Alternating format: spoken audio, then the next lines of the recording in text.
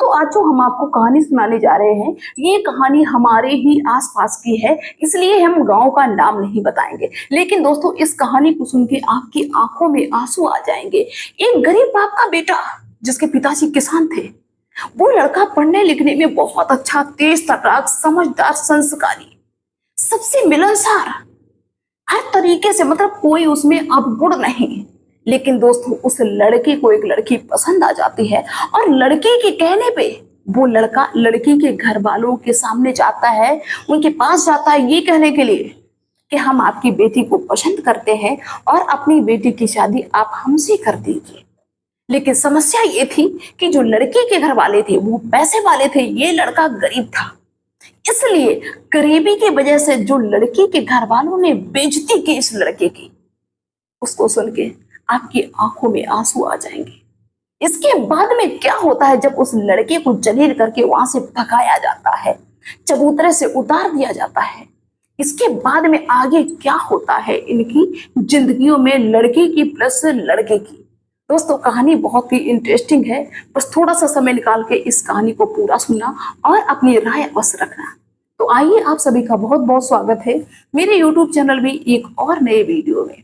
दोस्तों ये कहानी है उत्तर प्रदेश के कन्नौज जिला के अंतर्गत एक गांव की। दोस्तों इस गांव में एक लड़का जिसका नाम जीतू, वो बचपन से लेकर जवानी तक अपने ननिहाल में ही रहा। वहीं उसकी पढ़ाई लिखाई जो भी था सब कुछ उसके ननिहाल में ही हुआ। दोस्तों ये लड़का बड़ा हो जाता है, जवान हो जाता है। वैसे ये पढ़ने लिखने में इतना अच्छा था कि सभी लोग बहुत तारीफ करते हैं, ये कहते हैं कि भाई जीतू की तो कोई बहुत अच्छी नौकरी लगेगी, अच्छे पोस्ट पे जाएगा, ये इतना पढ़ने लिखने में तेज है। सबसे मिलता था, बहुत अच्छे से मिलता था, बड़े विनम्र भाव से सबसे बात करता था। लेकिन दोस्तों क्या होता है कि ये जो जीतू था, इसको एक गांव की ही लड़की पसंद आ जाती, मतलब ननिहाल में ही एक गांव की लड़की पसंद आ जाती है जिसका नाम शिवन्या होता है। लेकिन समस्या ये थी कि जो शिवन्या थी उसके घर वाले पैसे वाले, उसके पिताजी फौजी थे। लेकिन जो जीतू था इसके घर वाले भाई गरीब थे, किसान थे। तो दोस्तों ये शिवन्या और जीतू आपस में दोनों बात करते रहते हैं, क्योंकि इनके अंदर ये चीज थी कि भाई हम तो ऐसी जगह के, हमारी तो शादी हो ही जाएगी, हमारी शादी को कौन रोक लेगा। क्योंकि जो जीतू था वो अपने ननिहाल में रहता था और ये यादवों की बात है, और यादवों में अक्सर दोस्तों ये होता है कि अपने से पश्चिम दिशा में ही शादी करेंगे, मतलब। और ये जो जीतू था ये तो भाई पश्चिम दिशा का था, और प्लस इनके गांव की लड़कियां प्लस जीतू की जो माँ थी, तो इनकी सबकी तो शादी यहाँ से हुई थी। तो शादी में कोई अड़चन आ ही नहीं सकती थी, जात समुदाय सब एक। तो ये जीतू को लगता था कि भाई मेरी तो शादी हो जाएगी, इसलिए बड़े हक के साथ में वो जीतू शिवन्या से कहता है कि शिवन्या अपने घर में हमारे बारे में बताओ और हमारी शादी हो जाए। और इधर जीतू भी अपने घर वालों को बताता है, अपने ननिहाल में भी बताता है और अपने पिताजी को, माँ को, सबको बताता है।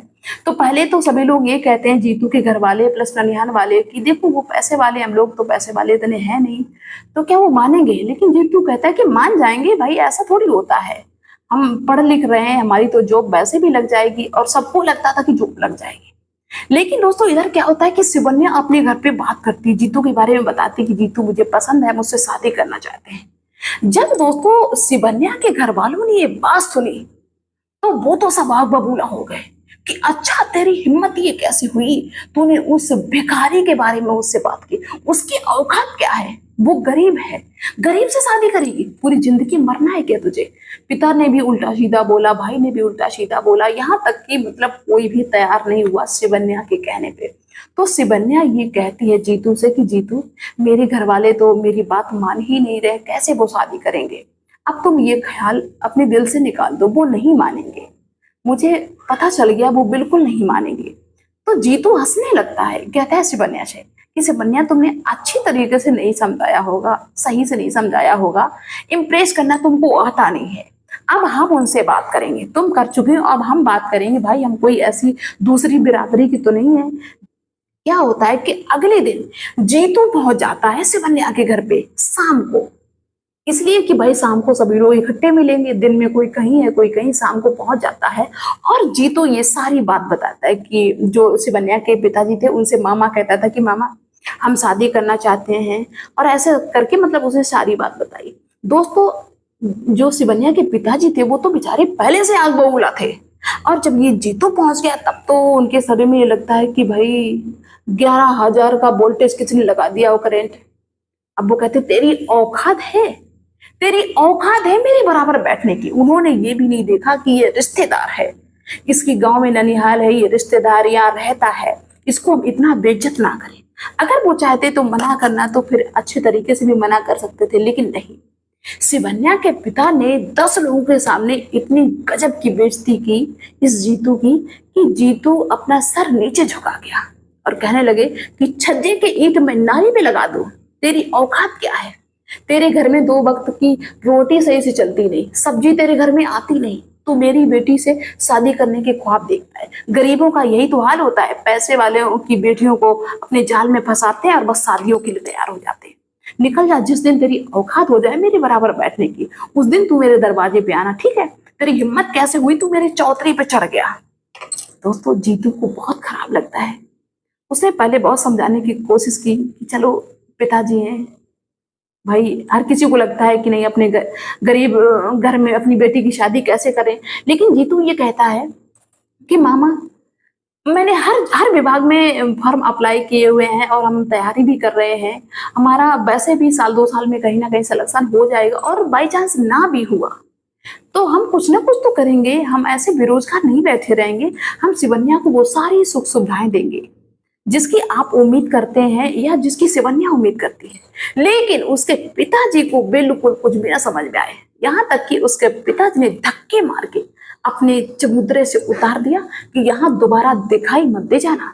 दोस्तों जब जीतू को इतना बेइज्जत किया तो जीतू की आंखों में आंसू आ गए, क्योंकि उसको आज दिन तक किसी ने इतना बेइज्जत नहीं किया था जितना वहां उसको बेइज्जत होना पड़ा। वो अपने घर में आता है, अपने ननिहाल वाले घर में, और सबको ये बात बताता है, क्योंकि उसने सबको बताया था कि हम उससे शादी करना चाहते हैं। वैसे बाकी सबको एतराज नहीं था, क्योंकि भाई कोई ऐसी जगह का लड़का नहीं था, कोई जात कास्ट अलग नहीं थी जो किसी को एतराज हो। चलो, लेकिन इस लड़के को इतनी टेंशन हो गई जीतू को कि इसने उसी दिन, अगले दिन मतलब सुबह, शाम की बात है, सुबह ही अपने ननिहाल को छोड़ दिया, अपने घर पे चला गई, घर पे सारी बात बताई। और ये इतना टेंशन में अंदर से ये कहता है कि हम शादी की वजह से टेंशन में नहीं, हम टेंशन में ये हैं कि आज मेरे पास पैसा नहीं है, इनके पास पैसा है, पैसे की वजह से इन्होंने मेरी इतनी बेइज्जती की। इन्होंने ये तक नहीं देखा कि ये रिश्तेदार है, इसको हम इतना बेइज्जत कर रहे हैं। अगर मना करते तो अच्छे से मना करते थे, 10 लोगों के सामने मुझे बेइज्जत कर दिया। अब हम सिर्फ पैसे के ही पीछे भागेंगे।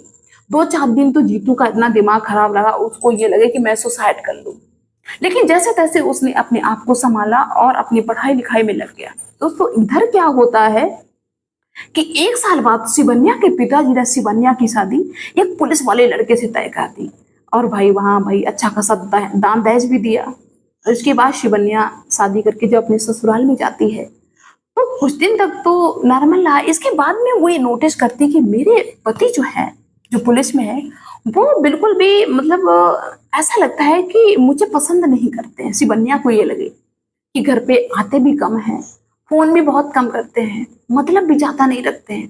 कुछ दिन तक तो शिवन्या ये देखती रही, वो सोचती रही कि हो सकता है कि कोई काम हो, और क्योंकि वो नए नए काम बताता था, जो पुलिस में लड़का था, जब यहाँ बिजी है वहां बिजी है, तो ना के बराबर बात करता था। लेकिन साल भर ऐसा ही चलता रहा। लेकिन कुछ चीजें शिवन्या ने नोटिस की, उसके चलते कुछ उसको ऐसे प्रूफ मिले जिसकी वजह से दोस्तों ये क्लियर वहां पे हुआ कि जो पुलिस वाला लड़का है, जो शिवन्या का पति है, उसने किसी और लड़की से पहले ही कोर्ट मैरिज करा ली। अब जब ये बात भाई फैलती है तो तहलका मच जाता है, लड़की भी रोती है, परेशान होती है। इसके बाद लड़की की जब मायके में सूचना आती है, शिवन्या के पिताजी सब जानते हैं, तो सब परेशान होते हैं कि भाई इतना अच्छा खासा दहेज दे के मैंने शादी की और आज ये हम किस मोड़ पे आके खड़े हो गए। अब क्या होता है कि सारी बातें खुल गई तो लड़ाई झगड़ा भी होता है। इसके बाद में लड़की की जो पिताजी, शिवन्या के पिताजी थे, उन्होंने कहा कि देखो मेरी बिल्कुल इच्छा नहीं, तुम मेरा हिसाब कर दो, हम अपनी बेटी को यहाँ से ले जाएंगे। इसके बाद में वो कुछ सोचते हैं तो कहते हैं अपनी बेटी से कि तुम बेटी ये बताओ, हम तो नहीं चाहते कि तुम यहाँ पे रहो, लेकिन तुम बताओ तुम्हारी क्या इच्छा है। क्योंकि ये लड़का ये कहता था, जो पुलिस वाला था, कि हम दोनों को खुश रखेंगे। तो उसके पिताजी कहते कि भाई दोनों को खुश रखना मतलब कोई सामान है क्या, दोस्तों शिवन्या ने कहा कि मुझे यहाँ पे एक सेकंड नहीं रहना है। इसके बाद में क्या होता है कि भाई 2 साल जैसे तैसे रही, इनका डिवोर्स हो जाता है और जो भी पैसे दिए थे दहेज वहेज में सारा कुछ जोड़ के शिवन्या के पिता ने बता दिया कि भाई इतने पैसे मुझे दे दो। वहां से इनका हिसाब हो जाता है और शिवन्या अपने घर पे आ जाती है। 2 साल तक मतलब यही सब चलता रहा। इसके बाद क्या होता है, लगभग 4 साल का समय बीत गया। 2 साल पहले का और 2 साल शिवन्या की शादी के बाद का। ये जो लड़का जीतू था, ये 4 साल के भीतर एक दिन भी अपने ननिहाल नहीं आया। और क्या होता है कि इन्हीं 4 सालों बीच में ये जो जीतू था, इसका बैंक में फील्ड ऑफिसर के पद पे नियुक्ति हो जाती है। मतलब ये लड़का बैंक में लग जाता है, क्योंकि कई विभागों में इसने अलग अलग अप्लाई किया था और पढ़ाई भी करता था और हमेशा ये कोशिश करता था कि मैं कहीं ना कहीं सेलेक्ट हो जाऊं। दोस्तों इसकी नौकरी लग जाती है सरकारी बैंक में। अब क्या होता है कि इधर शिवन्या अपने घर पे आके बैठ गई। ठीक है, 1 साल उसको बैठे हुए हो गया। ठीक है, और इसके पिताजी अब देख रहे हैं लड़का दूसरी जगह की कहीं लड़का मिले तो इसकी शादी करें। अब दूसरी जगह भाई जब एक जगह लड़की की शादी हो जाए, बेशक किसी की भी गलती हो, लेकिन फिर दूसरी जगह जो चाहो कि भाई सर्विस वाला अच्छा हम कर दें, तो नहीं कर पाई। दूसरी जगह वही शादी होगी जहां पे कोई कमी हो गई। तो भाई इसके पिताजी, शिवन्या के पिताजी सोचते हैं कि कहीं अच्छी जगह हम शादी कर दें, लेकिन कोई ऐसी जगह नहीं मिल रही। वो लड़की अभी तक बैठी हुई है।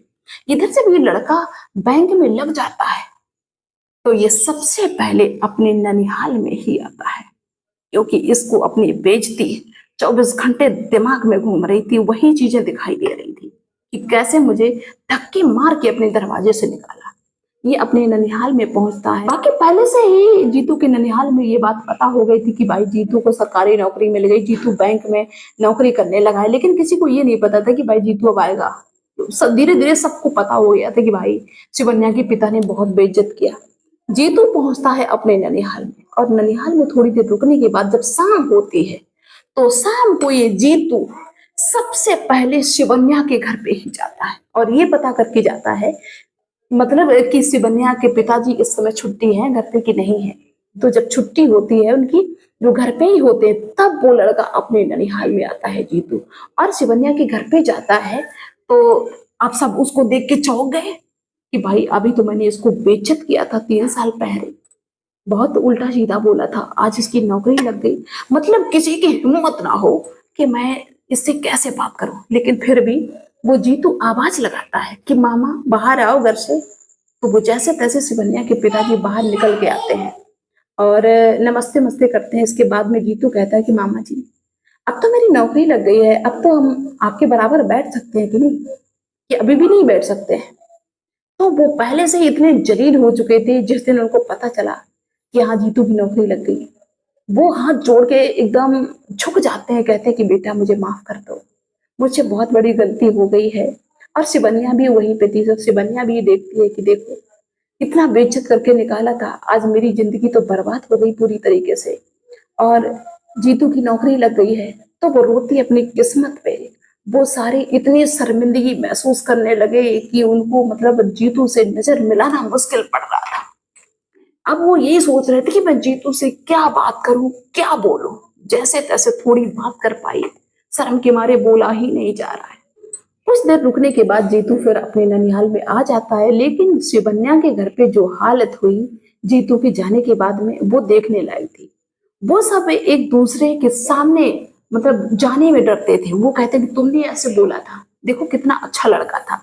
शिवन्या की माँ कहती कि मैं तो कह रही थी कि शादी कर दो, कितना अच्छा लड़का, देखो जिंदगी बर्बाद हो गई, वो जाना माना लड़का था, है ना, और ये अनजान घर में करके आई, जिंदगी बर्बाद हो गई पूरी तरह से। शिवन्या भी रोती है। अब दोस्तों एक बात और हो गई उस गांव में कि जीतू भाई नौकरी वाला हो गया, तो दूसरे व्यक्ति ने जीतू के मामा से कह के जीतू की शादी लगवा दी कि मेरी बेटी से शादी कर लो। मतलब वो भी अच्छे खासे थे, पैसे वाले थे। तो क्या होता है कि फिर तय सुन के जीतू की शादी उसी गांव से तय हो जाती है। अब तो भाई शिवन्या के घर वालों को और भी देखा नहीं जा रहा है कि अब मैं बोलूं ही क्या। उसी गांव से उस लड़के की शादी तय हो गई और दोस्तों नवंबर में अभी शादी है, नवंबर में शादी होगी, अभी हुई नहीं है।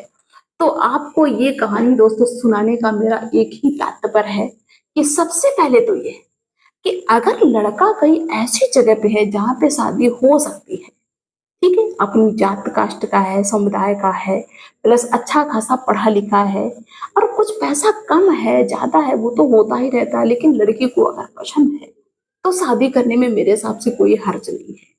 क्योंकि माँ बाप ये सोचते हैं कि अरे बेटी जो कर रही वो गलत है, और माता पिता से जो गलती हो जाती है उसका क्या करें। उसको फिर कहते हैं कि ये भाग्य का लिखा है, भाग का लिखा कौन मिल सकता है, लोग ऐसे करके बरगलाते हैं। और दूसरी बात कि किसी से भी कोई चीज मना करो या देने की ना इच्छा हो या कुछ भी हो तो अच्छे तरीके से कह दीजिए। किसी को इतना बेइज्जत ना करिए कि बाद में तुमको फिर उसके सामने सर झुकाना पड़े और हाथ जोड़ने पड़े। क्योंकि जरूरी नहीं कि कोई आज गरीब है कल पैसे वाला भी हो सकता है, आज अमीर है कल गरीब भी हो सकता है, ये तो चक्र चलता रहता है। लेकिन सबसे मेन चीज क्या होती है कि वो इंसान कैसा है। तो आप सभी लोगों की क्या राय है कमेंट्स के थ्रू मुझे जरूर बताना। और जो लोग मुझे पहली बार देख रहे हैं वो चैनल को सब्सक्राइब कर लें। मिलते हैं नेक्स्ट वीडियो में, नेक्स्ट डे ऐसी किसी सच्ची कहानी या घटना के साथ में। बाय दोस्तों।